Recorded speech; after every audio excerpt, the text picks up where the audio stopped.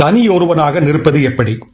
அதிகம் கண்டு கொள்ளப்படாத கடைநிலை ஊழியர்களோடு பழக்கம் வைத்துக் கொள்ளுங்கள். அவர்களே நிறுவனத்தின் ரகசியங்களை வைத்திருப்பர். ஆகவே அவர்களோடு நட்பாயிருங்கள். பழைய பிரச்சனைகளையும் அவை எப்படி தீர்க்கப்பட்டன என்ற தீர்வு புத்தகத்தையும் வைத்துக் கொள்ளுங்கள். எல்லா தீர்வுகளையும் பதிவு செய்து வைத்துக் கொள்ளுங்கள். அதே பிரச்சனை வரும்போது கை கொடுக்கும். குரலற்றவர்களின் குரலாக இருங்கள்.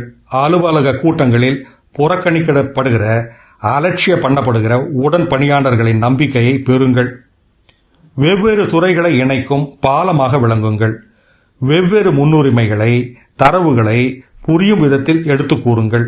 அதுவே உங்களுக்கு மதிப்பை கொண்டு வரும். சரியான கேள்விகளை கேட்பதில் தேர்ச்சி பெறுங்கள். இங்கே வெற்றி எப்படி பார்க்கப்படும் என்பதற்கு பதிலாக எப்போது இதை செய்ய வேண்டும் என்று கேட்டு பாருங்கள். பலன் தெரியும். தரவுகளை உரையாடல்களில் எப்படி பயன்படுத்துவது என்பதை கற்றுக்கொள்ளுங்கள். ஒரு தரவு, அதாவது டேட்டா, 10 கருத்துக்களை விட பலன் வாய்ந்தது.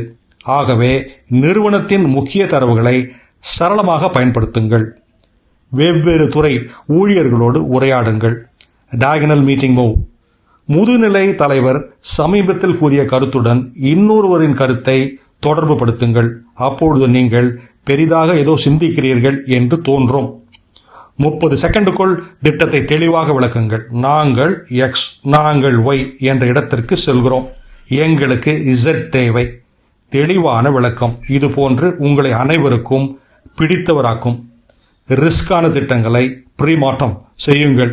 இது எப்படி தோற்று போகும், ஹவு குட் திஸ் ஃபெயில் என்று அறிமுகம் செய்வதற்கு முன்பே கேட்டால் மற்றவர்கள் தவறவிட்ட பிரச்சனைகளை தவிர்க்கலாம். ஆஷ்லி கூட்டோ இவற்றை கூறுகிறார். இது போன்ற சிந்தனைகளுக்கு தமிழ் பூமருடன் இணைந்திருங்கள்.